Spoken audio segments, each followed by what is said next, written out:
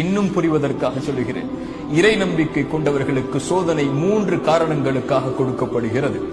ஒன்று, அவர்களை பிரித்தறிவதற்காக. அல்லாஹ் குர்ஆனிலே கேட்கிறான், ஈமான் கொண்டோம் என்று சொல்லிவிட்டாலே அல்லாஹ் உங்களை சோதிக்காமல் விட்டுவிடுவான் என்று எண்ணிக்கொண்டீர்களா?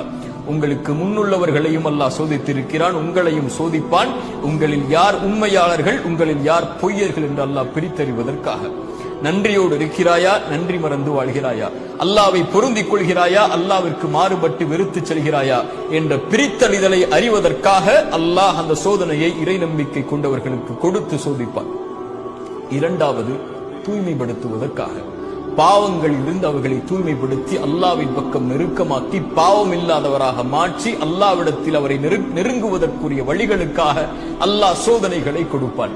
அல்லாஹுடைய தூதர் ஸல்லல்லாஹு அலைஹி வஸல்லம் சொன்னார்கள், இறை நம்பிக்கை கொண்டவனுக்கு அல்லாஹ் வாழ்வாதாரத்தை தடுக்கிறான் என்றால் அவன் செய்யக்கூடிய பாவங்களின் காரணமாகத்தான் என்று.